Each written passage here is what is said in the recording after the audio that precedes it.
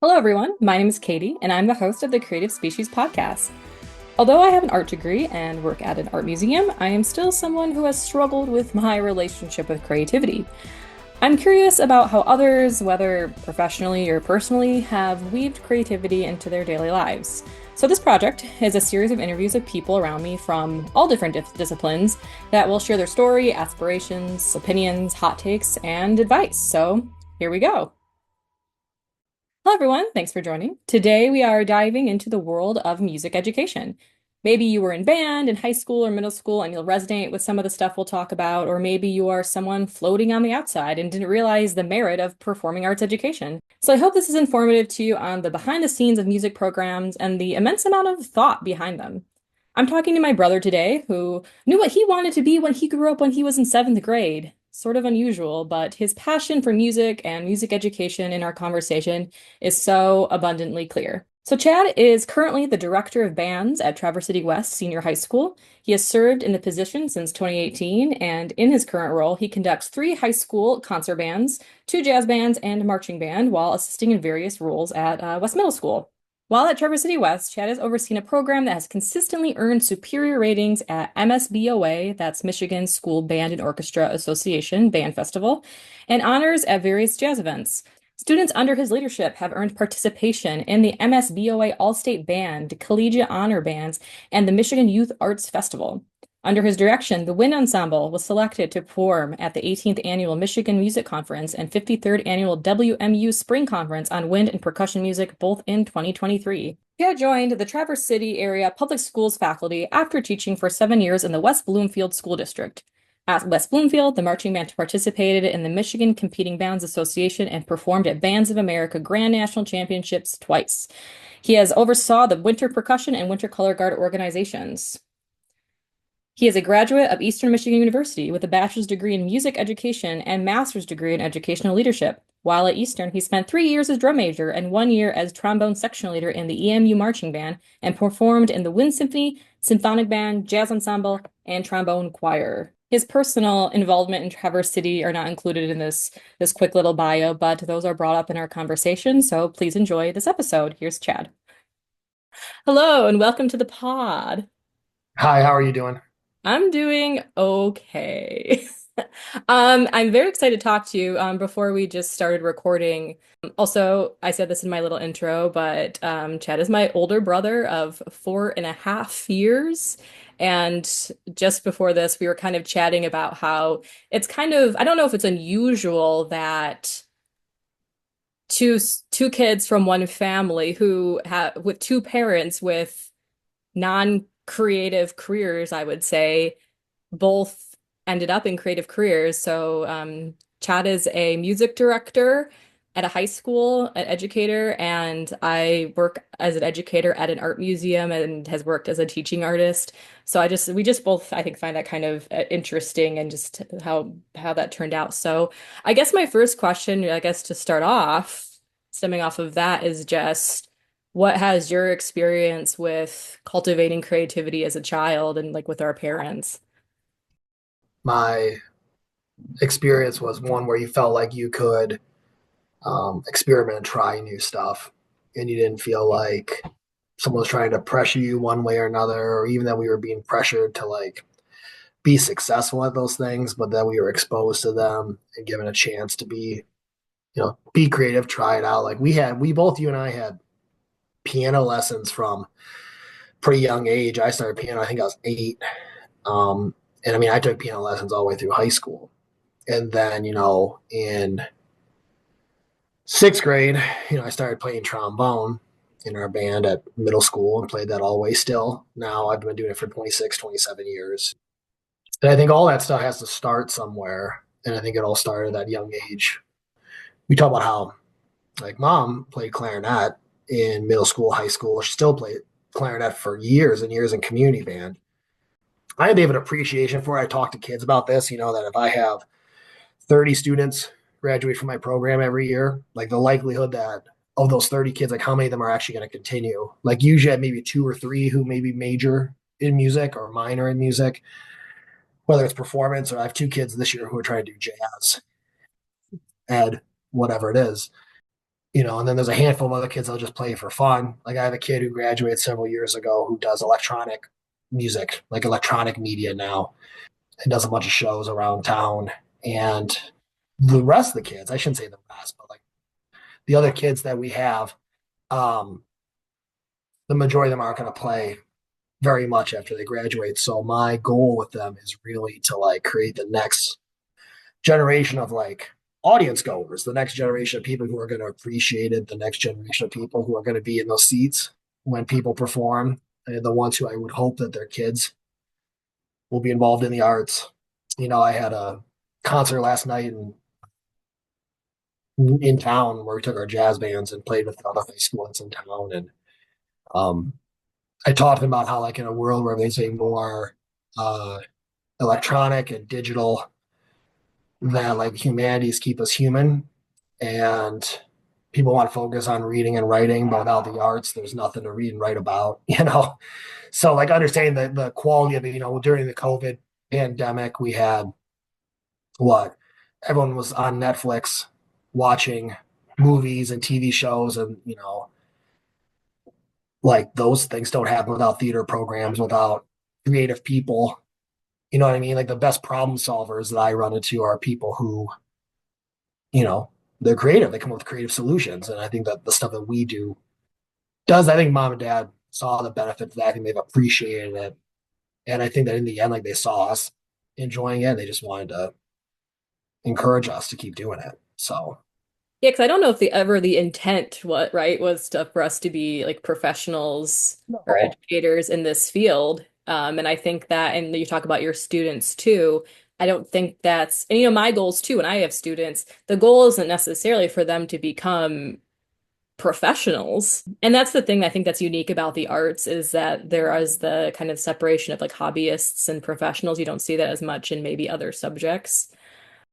But I think, yeah, there is much of a value to bring into your life. And like, even if it's not always you expressing yourself, it's being appreciators. I mean, even, you mentioned that we both had to do piano lessons, and I was also in band for 4 years or Right. 7 years if you include middle school. And, I'm in that majority of kids who I barely picked up my instrument after I graduated high school. But to me, that wasn't the point of being in those classes was to just it wasn't about always about the music for me. Like, yes, I was very proud when we got went to competitions or in marching band. I was very proud of that. But I feel like I did it because I loved the community the arts provided for me. Like pretty much all of my friends were in band, and I guess it didn't ever cross my mind to quit, but kind of like you mentioned, with all these requirements and pressure I think students are facing more and more, it's a little bit hard to keep those subjects as a priority. Although arts are as a requirement, right? Arts, you have to take an art course, but Yeah. maybe you don't make as much of a commitment to it. But I was discouraged for sure. I remember wanting to do more arts courses, and I was discouraged from it because I was quote unquote one of the smart kids and I should be taking pre-calc and not art. Yeah. And even between the time that I was in high school and you were in high school, I believe the state of Michigan added a lot more requirements.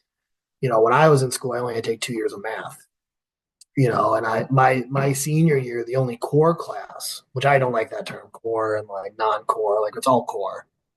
Traditional core class that I actually was enrolled in was AP English, and then I took an independent study, music theory. I took a Spanish class because I pushed off the second year of Spanish till my senior year. I took band. I went to the middle school and helped the band director there. That gave me that ability to do it. I don't think kids anymore get that kind of flexibility.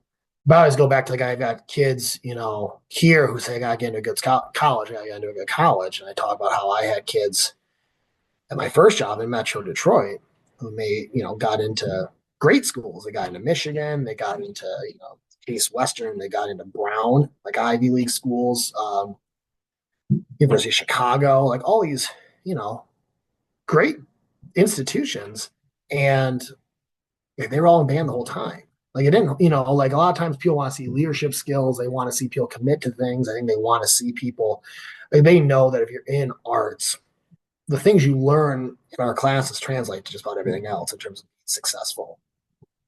You know what I mean? Like we have to work on stuff. We have to be creative. We have to be like start with the end in mind. Like if you look at like the 7 habits of highly effective people, like a whole bunch of them relate directly to like, stuff that we do. Sharpening the saw, you talk about having like hobbies versus, your job. Like it's tough when your hobby is kind of your job, but like I try to find opportunities to watch stuff in the summer when I'm off school. I try, concerts in Airwalk and things like that because it keeps me fresh, and like arts provide that.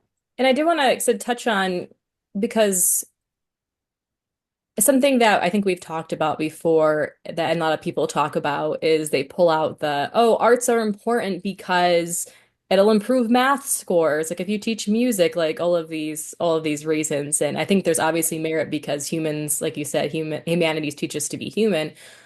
Yeah. But I remember you saying before that, and correct me if I'm wrong, but I feel like I remember you saying something in the past that was to the extent of, I don't care if learning music helps you with math. You learn music to learn music and like, appreciate the arts. Like it shouldn't always be to help these quote unquote core subjects. That was mentioned. And also I've heard before that's not actually a true statement. Like those things are also correlated, not there's not causation to that. So you mentioned, Metro Detroit and maybe these more affluent areas and you look at, well, of course these kids in the arts are getting into all these schools, and you can say it's because of the arts, but also it's because they also have a lot more resources and there's maybe accessibility. I mean, band can also be an expensive thing to do it. It might not be always reachable for some Yeah. people. So it makes sense to those things to be more correlated than causation. But do you have any thoughts about that? Yeah, I've had that conversation with other music people who say that same sort of thing. Like, do we make kids perform better on tests, or do all the kids who perform well on tests like being in band? And I think correlation is a good word. I think causation, like I think both things are valuable and they both help each other out. Going back to what you said about how we always justify the arts by how they benefit everything else. And depending upon who you talk to, I don't love it. I like the argument of like what I teach is valuable and important for my own self worth, for the career I've chosen that I've dedicated decades of my life and will continue to dedicate decades of my life to. I don't want to be like I'm just here like it's like with football and like marching band for example. Like when I taught downstate, we had a competitive marching band that had shows on Saturdays, and we didn't exist for like a football team. We existed on our own. We had our own competitions and all those kinds of things. Now that costs money, and we get into the accessibility thing in a second. But like I remember when COVID hit, and that first fall we came back, we had all these protocols in place, and the football season had been canceled initially. And so we started band camp, and my principal was like, "Do you still want to do it?" I said, "Yeah, we're going to do it, and we'll schedule 2 or 3 community performances, and we'll follow all the guidelines." And at that time, based on the region we were in, you could have crowds of like 250 people or something like that in a space. There was debate over that was like outside versus inside or whatever. But I was like, we'll just have these performances. And it was a shorter show, an easier show. But on the last day of our 2 week band camp, it was announced that the football season was going to resume. It was just going to resume like in week 3 or week 4. And then all the teams would make the playoffs. And the irony was MHSAA, like whether it was MHSAA or whether it was my district, they kind of decided like, hey, we can't have other people on the field that aren't football players. So that included cheer, it included band, whatever. So like, you could go to those things and be in the crowd, but also you counted against the 250. Like it was all these different things. But I remember that somebody who was working for a local radio station whose job on a Friday was just to drive around town and see what they see and pull over the side road and talk to people or report on stuff, drives by the stadium, sees us in there, comes up to me, says, "Can I talk to you for the radio?" I said, "Yeah, that's fine." And he says, "Oh, did you hear that football came back? Is that why you're out here?" And I was like, no, we've been out here for 2 weeks. when we thought football was done, we were like, we're still going to do our thing because it's important. And these kids deserve this experience. And I said it in a really diplomatic way of kind of be like, no, like, that's great for them. But, we have these things scheduled, these community performances, and we've been working hard. And well, I think sometimes we draw those connections. I don't think that it's like I think that it's natural. Like I understand why people draw the connections. But in the end, I think that the best thing you can do to like advocate for the importance of a program is just to say like it's important, like versus, you know, that we're here to support. I mean, we support other people, we support other departments. It's not like I put up a fence around the music wing and say, don't come down here. Like, I mean, we're doing school spirited type stuff, drumline plays at events. Like, it's not like I'm saying like a clear line. Like we talked about this earlier. Like, I mean, I played sports, I played soccer, bowling, golf, all these things. Like, I'm not anti in any way, but like we exist to exist because we're important, you know? And I know you said something about accessibility. That is a thing. And I know that a lot of school districts have moved towards, like when we have a bond, it rolls over some years. And in that bond, there's a certain amount of VPAA purchases that can be made on like instruments and stuff. So we'll buy new percussion equipment, new tubas, new whatever. And having like that kind of inventory, not every school has it. Some schools have, 30 kids in their band program, others have 250, right? But like having that inventory and having a system to where like, hey, you can pay like a one-time fee, and even if you can't pay the one-time fee versus like renting monthly from like a music store, or like having to go online and buy something for, even if it's used, $600 or whatever. Um, Trying to have some sort of system where like kids can access it, and then having fundraisers and having like a booster organization or like a band parent organization that does fundraising to like have scholarship type opportunities. Like if a kid comes to me and says, I want to be in band, I can't afford an instrument. I say, well, here's an instrument. If they can't afford a $25 fee once a semester, I just say, okay, well, here's the instrument anyway. Right. Like I'm not going to say no. And some kids come in with like their parents' old flute that's like 50, 60, 70 years old, and it's going to take hundreds of dollars to repad and retune and stuff. And same sort of thing. It's like, well, you can pump the money into it, or I'll, throw you a school flute and you can play on it. But not every school district has that, you know, luxury, I suppose. Yeah, no, and it's sad. Because I think that it is a arts education is a right, not a privilege to just, I think that like I said, I'm in this, of course I'm on your team, as we talk about this and advocating for your programs and showing the importance of your programs. And you mentioned this like kind of fence around, I think you said fence around like music. And I think that's also what I love about the arts is there's a lot of an opportunity to have interdisciplinary teaching.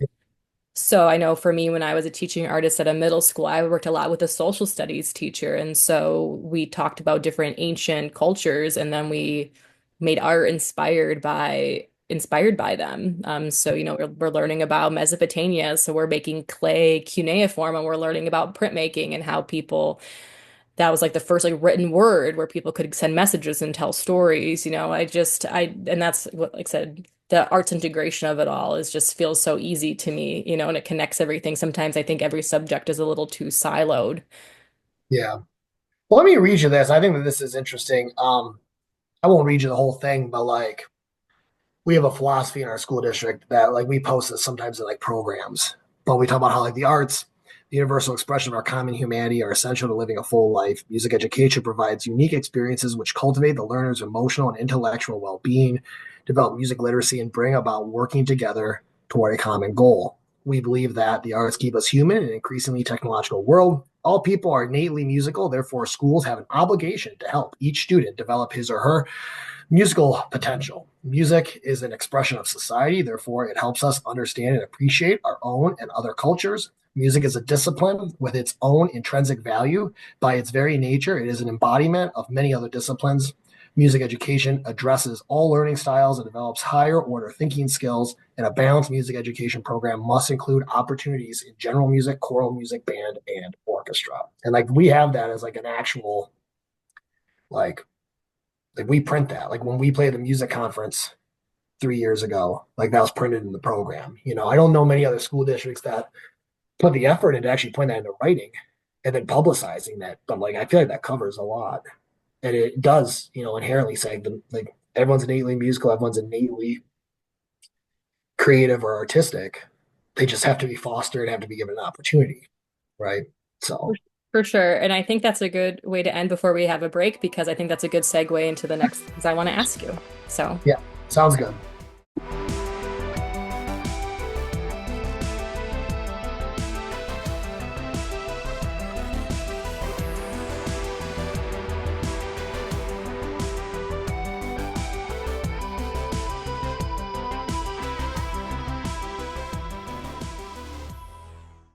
okay, we are back.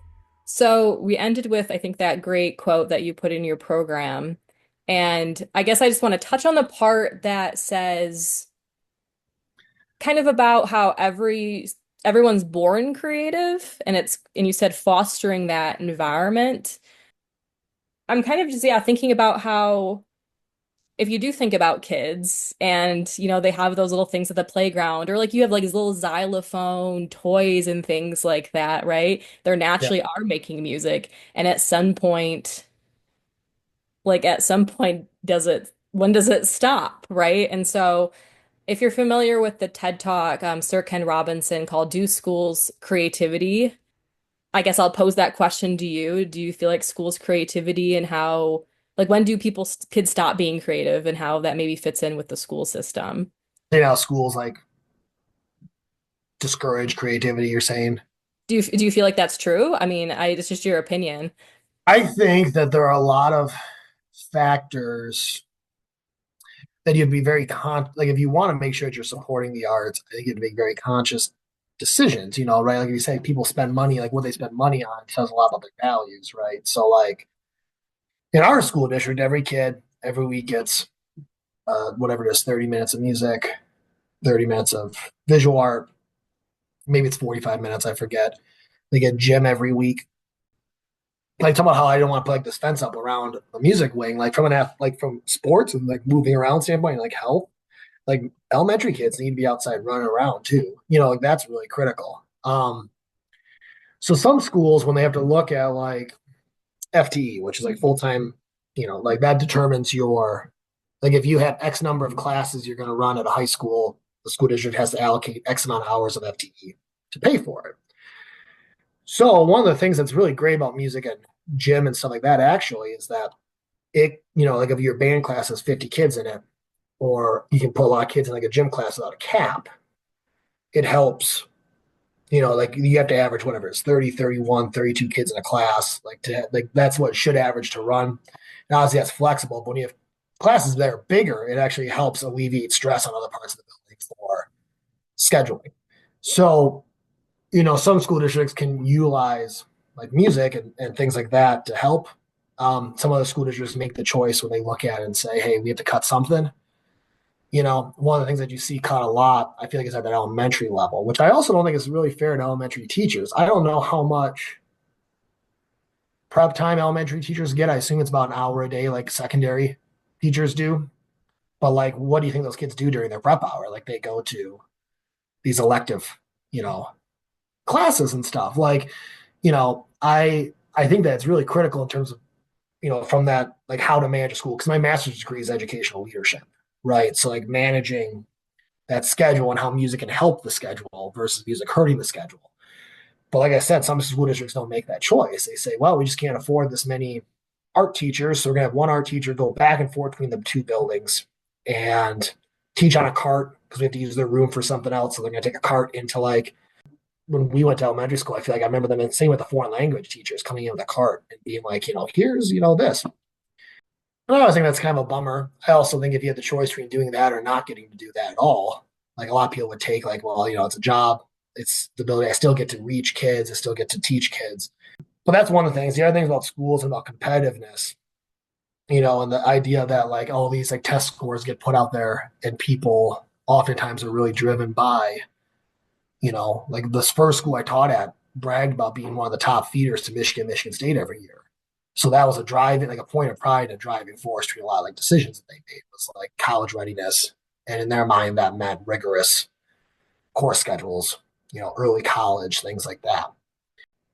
I think that depending upon where you are, makes a difference. I also think that like Fordism has kind of changed education, like the idea of this assembly line. Like so many times I have kids who are getting like I'll look at their schedule, like they're struggling in band, they don't bring their trumpet, whatever. And I'm like, okay, like I go to look up how they're doing in other classes, talk to parents, whatever. Most of the time, if they're getting D's in beginning trumpet, they're also getting C's and D's in a lot of other classes. So like that kid needs support, needs help. But what we'll do a lot of times as a school system is like try to get them to get to passing or proficiency or whatever that is, 60%, something like that. And we say, great, you're on to the next thing. And even middle school and high school kids being like, hey, I have first hour and then I go to second hour and then I go to third hour. And not all the time do the teachers explain to me why what I'm doing is important. They just say, this is what you need to do. You do, and you go to the next thing. It's the same thing as a car going down an assembly line and be like, I'm going to tighten this bolt. It goes to the next thing. Okay, I tighten that bolt again. Why am I doing this? And so not to get like all like anti-industrial revolution, because I'm not like trying to do that, but I do think that like when we started off schools, I had a class where the professor was really animated about this, about like the best form of schooling was like the one room schoolhouse. And like the idea that all these kids were together and learning, and it wasn't structured in that way of like you had these hours and stuff like that. I think if you look at like Montessori buildings, where Montessori's kind of follow a similar model where they have early years and they have adolescent, things like that. You kind of see kids getting grouped together by grade level, and they're interested in like project based learning. Like they do a lot of hands on stuff, and when they're ready to move on, they get to move on. It's not like, hey, you can't move on for the next week until we're done teaching everybody else. Like they get an opportunity to like advanced kids can get tracked faster. So but in a lot of ways, like, isn't that kind of also how the arts are? Like, it's all project based learning. It's all creative. Like, it's all about doing things you're interested in. So, I think that there's some areas where there's a movement to kind of adjust that. And then there's other places that are still really focused on test scores and things like that.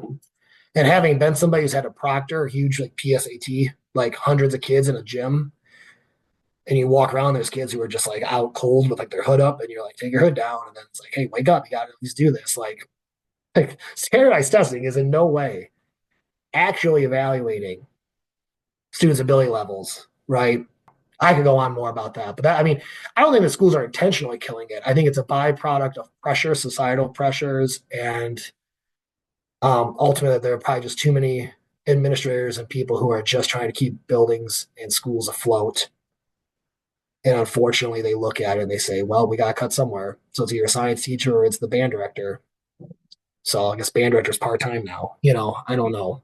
It's an immense amount of pressure, to for schools to stay open and with like the No Child Left Behind Act, and trying to raise the standards of everything. And then schools close, then you have Yeah. 35 kids in a classroom, and before when you think of Montessori or schools like that, or just smaller schools that can Yeah. those kids are getting more one-on-one attention.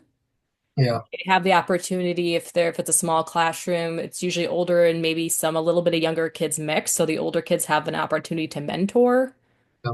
younger students. And I know that the public school system kind of didn't become what it is really till like the 19th century, like industrialization. And that's kind of what is kind of being taught of this kind of just doing the test, following directions, and just kind of point A to point B. I don't know if it was necessarily built for creativity in the first place. So of course that's what, like say you don't blame the teachers because of course like they're having when I'm looking at math teachers and English teachers, they have an enormous amount of pressure.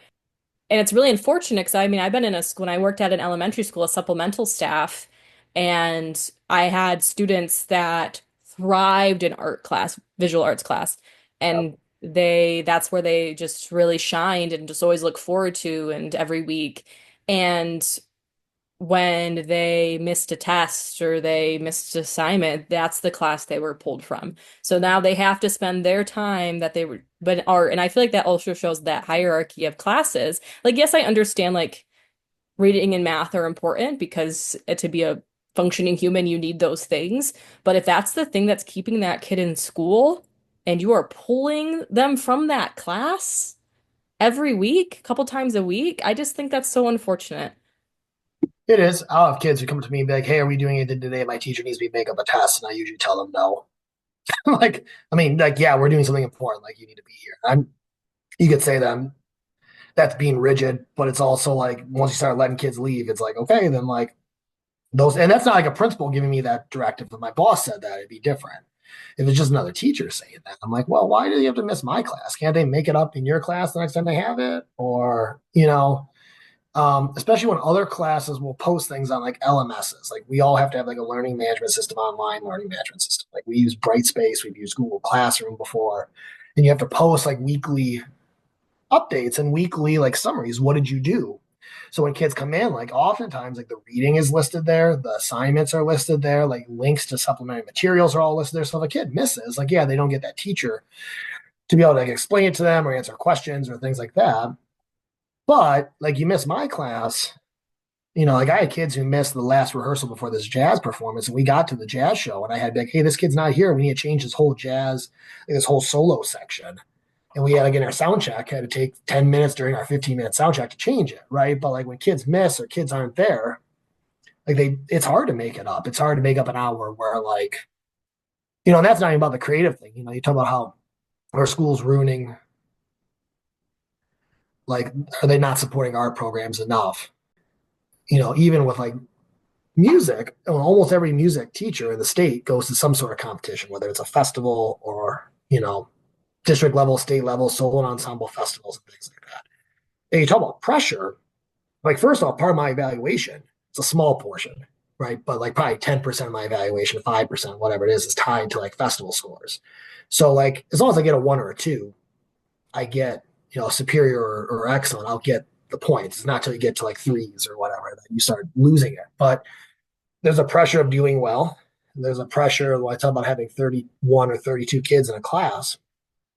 Like one of my bands has 40, one has 35, one has 29, and another one has the jazz program has like 40 some, but split between two groups. But it averages over 31, 32, so they can justify running it.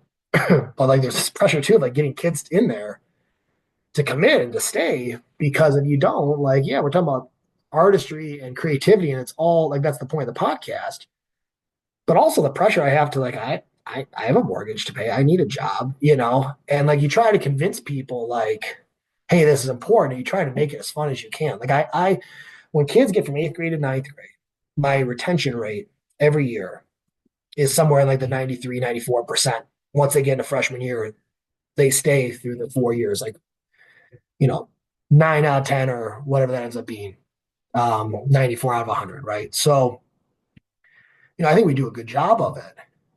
But like, even when you're like, okay, like, how do I create creativity and create a safe environment? But we also have to perform well, and I also have to keep kids in the program, and we have to fight against, these other scheduling issues and fight against those outside factors.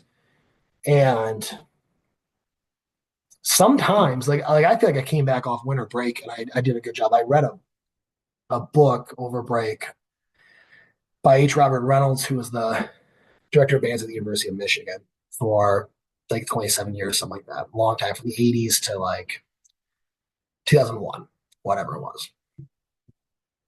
Reading that book made me kind of reflect back on like, you have to like be there for like the reason you want to be there, right? Like why am I teaching music and not teaching history? Why am I teaching music versus like being a lawyer, which was like the only other career I ever considered because of mock trial and debate and stuff when I was in high school. Like why? And it's because of the subject matter. Like I'm driven by the subject matter. And so ultimately the reason you're there, like every decision you make and everything you do should be driven by like your passion for like what you're teaching. And like if kids say class is boring, like music's not boring. Like, look in the mirror and be like, what are you doing? Because you're not fostering the environment, you're not encouraging kids. Like class is not boring. The stuff that we are doing is not boring. So trying to let like that drive and try to box out, put the blinders on like a horse and just block out all the other extraneous things that stress you out. So how do you make it, I guess, not boring? A subject that if like you said, you have a good retention rate. So what do you think is contributing to that, whether it be the curriculum of the subject matter or like this culture you're creating? Well, I think kids have to think it's like worth it. It's not necessarily about taking pride in what they do. I always tell kids like it's good to have fun. It's fun, but it's also, it's fun to be good. And people tend to like gravitate towards things that they excel in. Now, mind you, music, we've said before, is for everybody, art is for everybody. I'm in no way saying if you're bad at it, like stop. That's not in any way what I'm saying. But it's not so much about like creating, I think, the pride as much making sure that the things that we're doing, like you express to them why it's important on a regular basis and express to them like one of the reasons that I hear middle school kids will complain about why something's boring is because of like repetition. And repetition in music, like there's no way to get around it. You can't play through a piece of music and then be like, I'll see you in a week and we'll do a concert and like get it on the second time. Like music, depending on what philosophy you approach, whether it's like, hey, I'm going to slow it down, I'm going to build it measure by measure and then speed it up, or you say I'm going to go at full tempo and go measure by measure, or whatever it is. Like it's building blocks and like having you don't get better vicariously, you get better by like doing it. So with long tones and lip slurs and articulation passages, ear training exercises and chorales and all these things, and we do them all the time. But I try to mix them up. I try to explain why they're important, so kids don't just think like we talk about with like the whole like why am I doing this, and then going to the next thing, like explaining the importance of it, and then trying to when it comes to like literature, trying to find stuff that engages kids. Like you want to expose kids to a bunch of stuff. Like I'm really a proponent of since the last, I would say 3, 4 years, I've been really, really picky about trying to program, each group on each concert, unless at least one piece of music from like a marginalized composer, right? So like there was one year where every band did a female composer at every concert. I've done bands where, or concerts where, whether it's people who, we just did a concert where we premiered a piece that had never been performed before that was based on folk music from Japan, India, Spain, and Kenya. Right. So like, you expose kids to that. But then at the same token, there's also this balance because you give kids all that. And sometimes it's hard to digest at first. I try to pick a piece of music too at every concert that they can get into right away. That doesn't take like a week or 2 or 3 weeks of like sitting at home and woodshedding to figure it out. That like first day or two, we're going to be able to read through it and talk about music, right? Because that's why kids are there. I think sometimes people over program the whole time that they're prepping for a concert. They're just struggling on all 3 or 4 pieces, and they're just every day is like putting your head against the wall or like buzzsaw or whatever. So trying to find stuff that's accessible to that balances the challenge, and making sure it's like quality literature. I think melodies, if it doesn't have a good melody or it doesn't have like a good groove, sometimes it doesn't really draw people in. Like one year for a marching band show, our opener was music from Philip Glass, and it was like cool. Kids didn't really understand. It took a lot of time to have to explain to them like Philip Glass, minimalism, all this kind of stuff. But then also finding music that kids like playing, and they can't just have all like chocolate. Like they have to have meat, they have to have potatoes, or well, they don't have to have meat, but they, they Yeah, I'm vegetarian. but there's certain things, whether it's proteins or whatever, right, or like vitamin C, all these different things. Like people need other than just like sugars and carbs or whatever, right? So you have to find ways to balance it and hope that all those things kind of come together in the end. And kids feel like every day they go in, like what I'm doing, it matters, it's worth it. This next hour, you know, is like this is what I'm doing, and I want to be here, and I like it. So And I will say, like, as someone who was in band, I feel like yes, there's repetition in there, but I feel like it was also this like dopamine high too of like you're working towards this thing, and then like when you finally get it and you can perform together, like there's like a really good, I think, feeling about that of, preparing for something and be able to perform it. yeah, there's always a delayed gratification, which I think a lot of kids nowadays struggle with. I think they're more used to having things that are readily available to them and that they can like see the fruit of their weight of their labor a lot earlier. So like with music, the other tough thing I tell kids, like I just want to get better, 5% better every day. Like 5%. Like it's not, and when you look at like a 2 month concert cycle, that first week, there's sometimes a lot of growth because you go from sight reading to like, okay, now I'm starting to get it. And then you get to a point where it's details, or you get to a point where the incremental growth you see day to day or week to week isn't super measurable. But you're right. There's that little bit of thing. Some of it's like keeping it fresh with a repetition. Like I have this thing called a harmony director. It's made by Yamaha, and like you can play like a piano, like a keyboard, but I can hold out certain chords and I can tune the chords, and kids can play along and like match it and try to like, fit into that sound. But it also has like these different beats, and I always like to run metronomes and try to keep kids like in time and give that feel. But the other day they were struggling, and I put on this like rock beat. It was like this like 154 beats a minute. I'm like, okay, let's play from the beginning. And like kids like, I mean, it was a freshman and sophomore class, but like kids like freaked out. And then the next day they said, can we do that again? And that was an example of like that repetition that we're doing. It's like it is repetitive, but you can't just do it the same way every time. I remember student teaching in Metro Detroit too, and my cooperating teacher. And I had the best trombone professor when I was in school, and then I student taught with his wife in Metro Detroit. And that environment was, I mean, team teaching and all these great things, right? There was one time where she said you have to move, or you have to. We were going to go to Toronto with a group of kids, and we are playing this piece of music, and there was a saxophonist who struggled with a specific rhythm, and it was just like this rust da da da da da, and they just couldn't do the end of one. Struggling in class to get it, struggling in class to get it. Kid just couldn't do it. So she said, Chad, you're going to pull, the saxophones out, not her by herself, but the saxophones out together, and I need you to make a list of 10 different ways you can teach this. So that way, if the first one doesn't work, you go to the second one, you go to the third one. And I got to number 9, and then it worked. But the idea of like, like certain people learn different ways, like that was kind of engaging. Like, hey, how about this? Put a note on beat 1 and then we'll take it out. Or hey, how about this time, like, say rest and then come in. Or, you know, just listen and follow all your fingers and do it. Or whatever, like the different, like whatever it was. I had, like I said, 10 of them.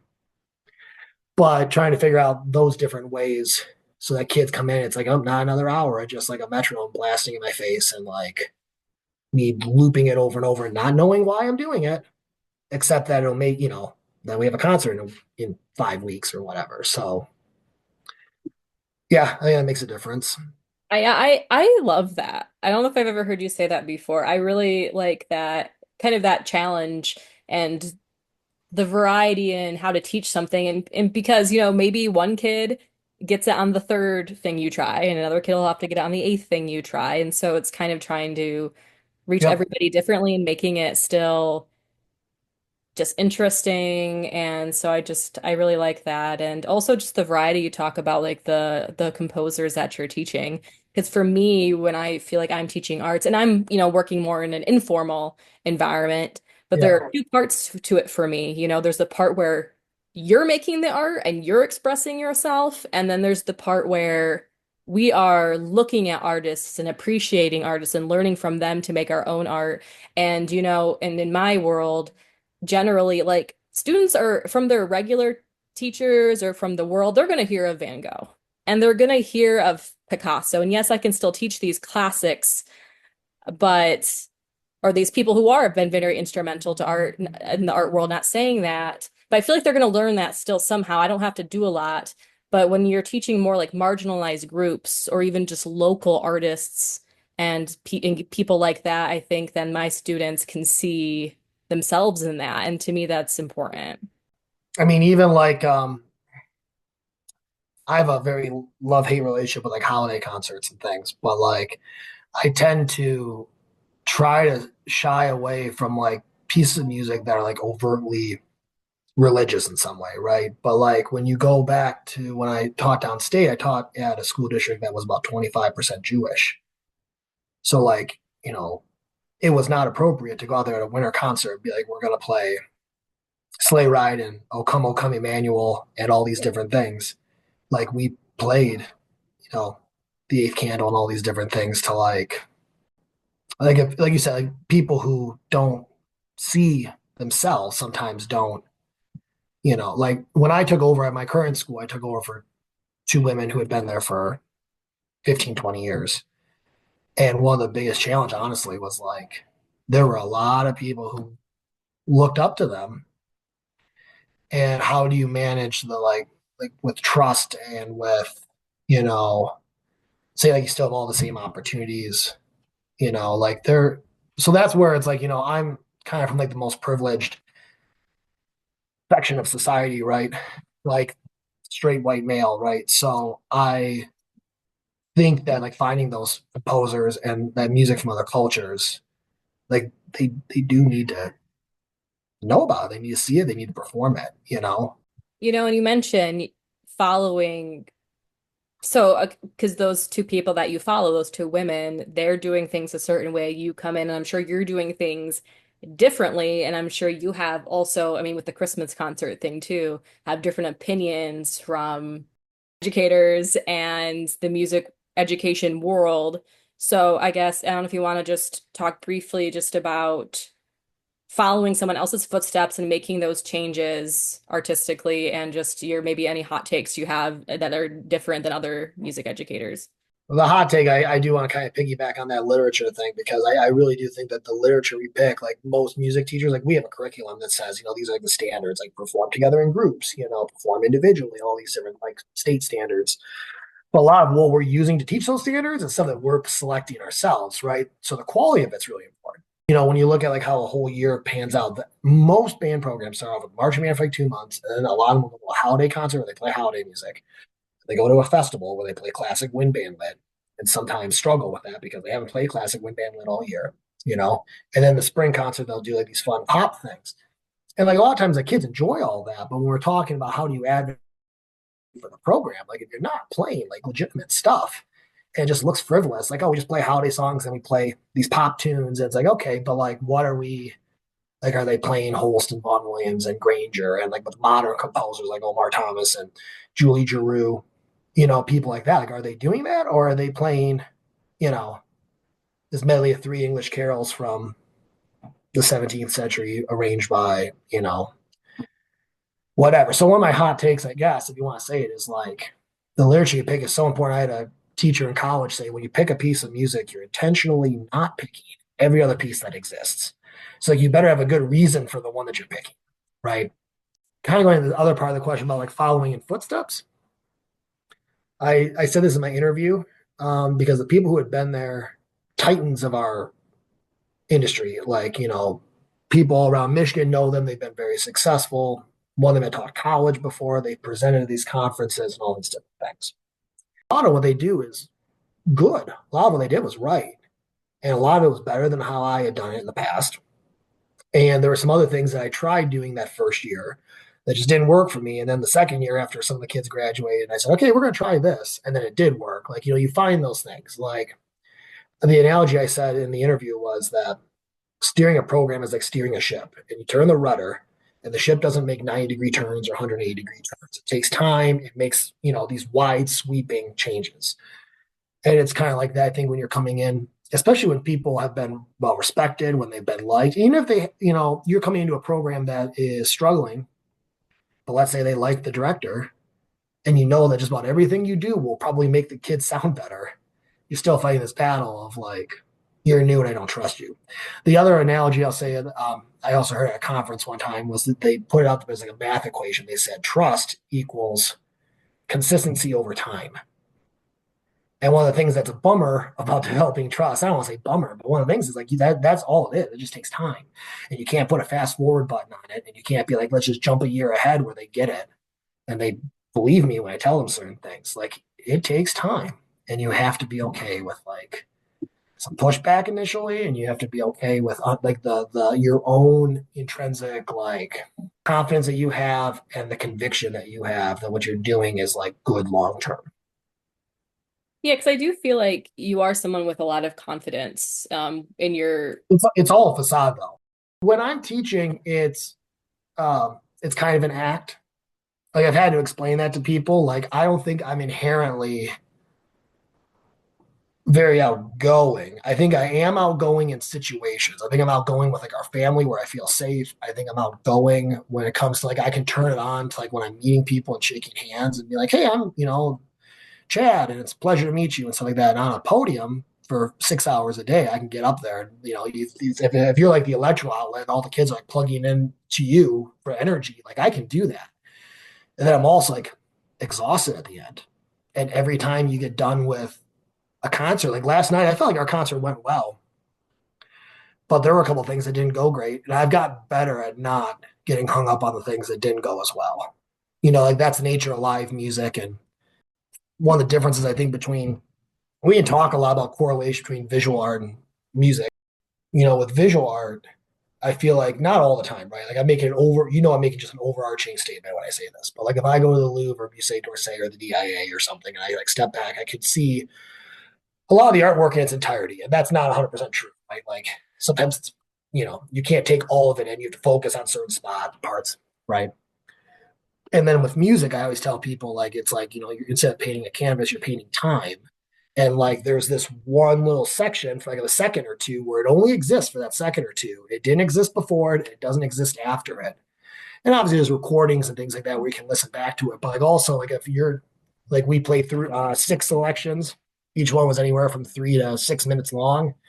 And to be hung up on like 8 measures that tore apart, it's like that's such a minuscule part of it. But like my inherent personality tends to like focus on that stuff. And I kind of have to trick myself or get into a situation where I go back to school like on Monday or Tuesday here. And I'm like, okay, like it was great. Here we go. Let's go to the next thing. But there was long stretches there where like I really liked the process of teaching and making music. And then the concerts would happen. And I oftentimes felt a lack of satisfaction because I felt like, okay, that's the end of it. Like now we're not working on that anymore. We're moving on to something else. And there's still all these things I want to do, versus now I feel like I'm better at appreciating it in that moment and enjoying it when it's happening. So anyway, so the confidence level, like this kind of like teaching version of me, and this version you're getting now is a lot more like teaching version of me. But then I'll go upstairs here and watch like Severance because it just came out and just be like saying the whole time like, just like a bump on a log. But that's how there's like trade off between like how do like introverts how do you like fill your cup or how do you like what do you do when it gets empty and like that whole like sharpening the saw thing I talked about earlier with like the 7 habits of highly effective people, like whether it's being on your family or finding other ways to appreciate art where it's not you creating it something to just keep you like energized and like keep that going. Like that's why I say like why do I teach music and not something else, because it's music. Like that's what I want to teach. Comparing the differences between visual art and music. Yeah, I mean, if I make an artwork like this one above me, it's just there, it's done, and I can appreciate for the rest of the time. But once the concert's over, the Dude, concert's over you can listen to recordings like but you'll never experience that live performance the same way again. for And the sure. next time you go to see a live performance of that same piece, I go watch like Symphonic Metamorphosis again. It's not going to be the same. And there's something cool about that. There's something cool about every conductor and every musician who can like make their own creative choices. And you get this like blueprint and all these like hints, right? And then it's like, what do you do with those hints? You either make music or but it like ends up being like super personal. And you're right. Like concert's over. Next time I hear it live, it's not going to be the same as I just heard it.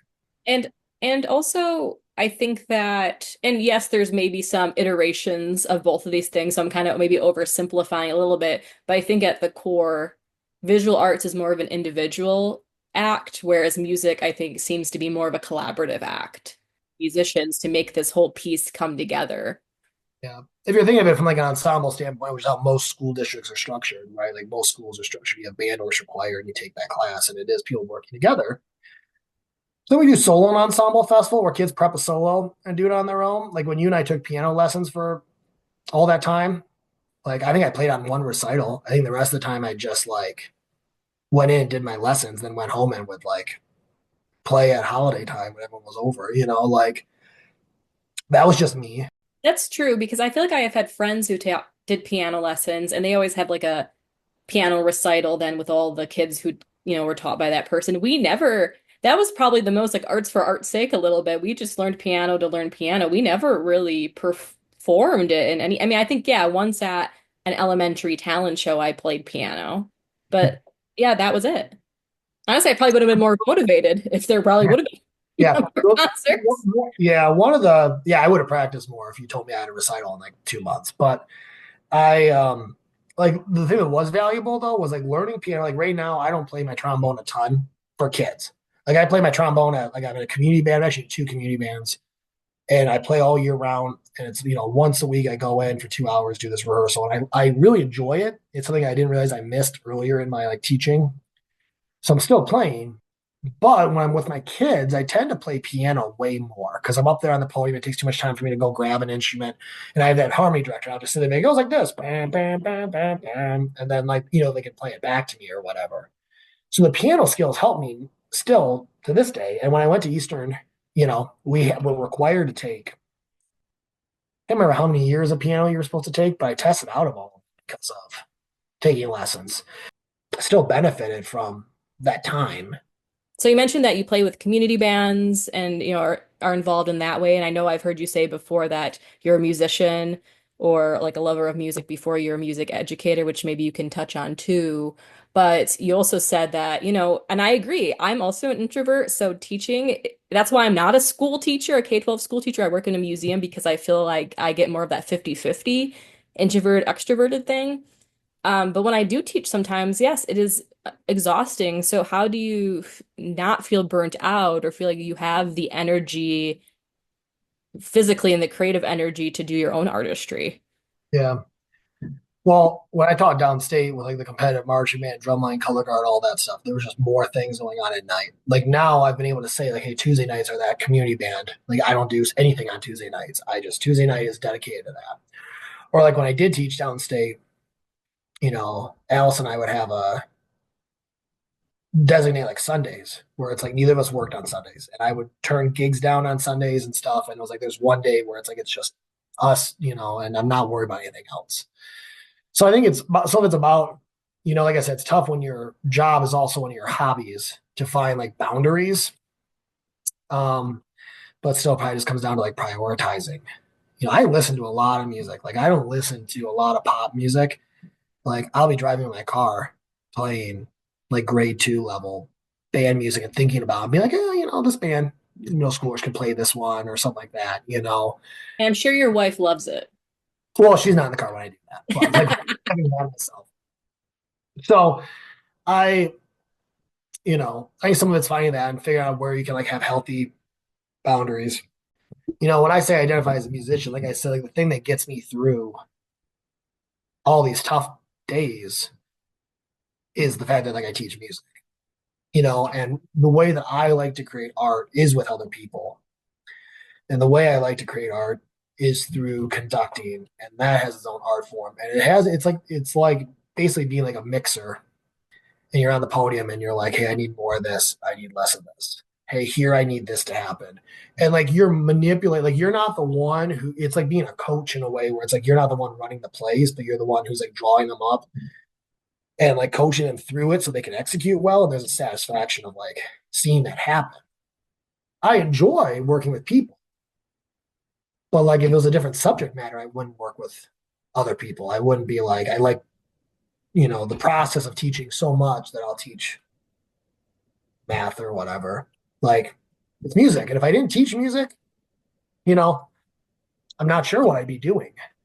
Because were there other options for you besides like music teaching, like to be a musician or to be a composer, to do I other mean, things? Why of all the options, why teaching?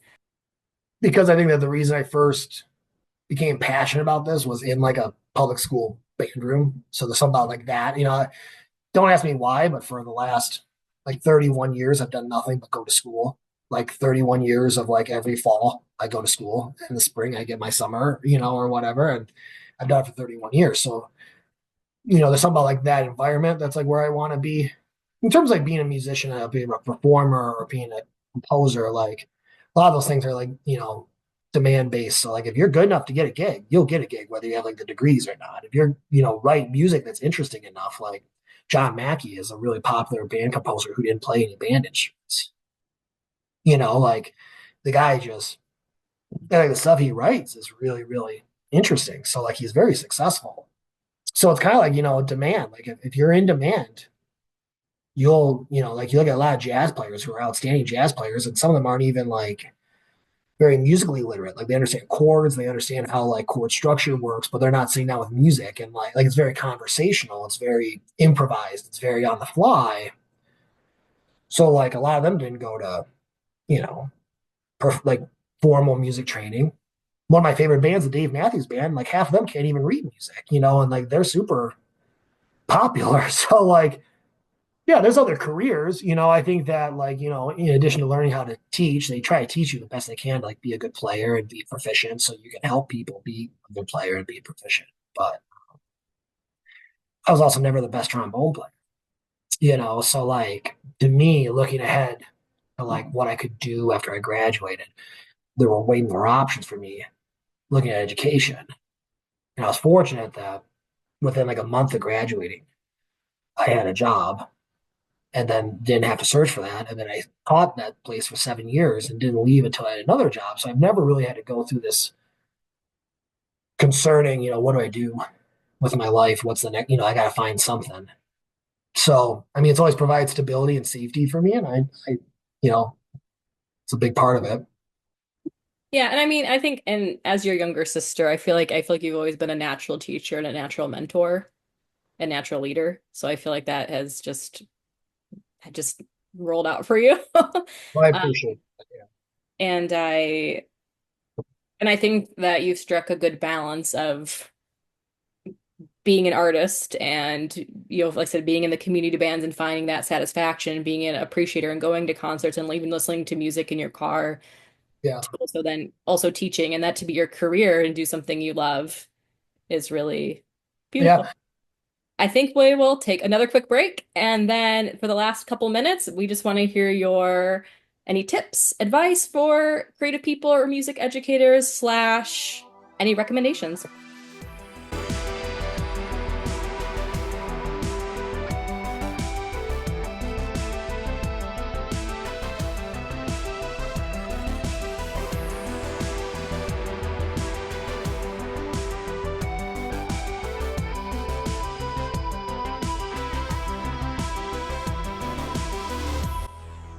Okay, we are back. And I think we're gonna end on some advice. I think this has been a great conversation. I feel like we've talked about some of this stuff before, but I think I learned some new things about you, and I think that was really great. But yeah, what do you got for us on any tips and tricks?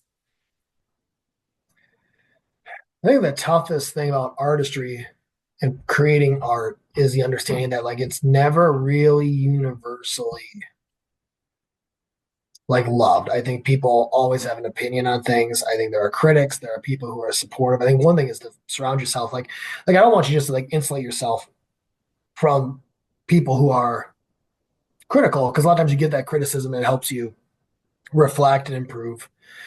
But making sure you kind of have like your cheerleaders and like if it's like, hey, I want to make sure I'm satisfied with what I'm doing and I really want to make sure that these other like two or three people are really satisfied, whatever it is, like you got the people who you care about their opinion, and then the people who it's like they like it or they don't.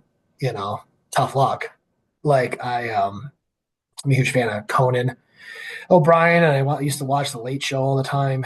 And that's a guy who he talked about it. He did a commencement ceremony, I think at Dartmouth, and he talked about how he lost the job as the Tonight Show host, and for a year had to be off TV. And he said that that year that he wasn't on TV was the most like rewarding and like creative timeline in his life. Then he got back on a late show, and now he's got the podcast that he does, and he's got his own XM Sirius radio station and all this stuff. And I think it's also understanding that like there are always times where failure doesn't always mean like the end of the line with stuff. And sometimes you have to recreate yourself and you know, approach things. But that it's kind of like a timeline. Like Beethoven wrote 9 symphonies. And a lot of people would go through and they know the fifth one, bum, bum, bum, bum, right? Some people know three, which is Eroica, which helped define like the Romantic era. And there's like seven. The Allegretto movement from seven is from King's Speech, and like the ninth one ends with Ode to Joy. A lot of people know that melody. But like sometimes people are like, you'll see an article, it's like rank the top, rank all nine Beethoven symphonies. It's like, can't they just all be good? Like, do I have to have one that's in ninth place or one that's in eighth place when they were all like influential and. But like I said, like, 3, 5, 7, 9, the odd numbered ones, they always say. One is, well, the odd numbered ones are always like the quote unquote better ones. But Beethoven's one of the most, if not the most influential composer. I mean, like Bach and these other people. But like, there are people who rip apart Beethoven's music and understanding that like you try to appease as many of the people that matter as you can, and the rest that don't. I don't know. Maybe you'll get them next time. I don't know. Well, right. Everybody's a critic, right? And it's you got to just let that filter through. And yeah, only listen to the voices that matter. And the thing with Conan too, I think a lot of people would think like that's a sign. Like that's a sign I should not be doing this, Right. but not taking that as a sign and I having think, that resilience. And artistry takes resilience. Creativity takes resilience. and I think they just announced that he's going to win like this year's Mark Twain Prize for comedy and stuff. Like, I mean, it's some things happen to people when they're in their 20s, and some people, don't get to live their dream till they're in their 40s. And it's like everyone's timeline is a lot different. It's just not cookie cutter, and understanding that like art's not cookie cutter. If it is, that's pretty boring. So, If yeah, art is not cookie cutter, if it was, be pretty boring. yes, Would put agree that with on you. a bumper sticker. Yeah. There you go. Well, thanks so much, brother. And we'll get this out here. Sounds good. It was nice to talk to you about this topic, and thanks for thinking of me.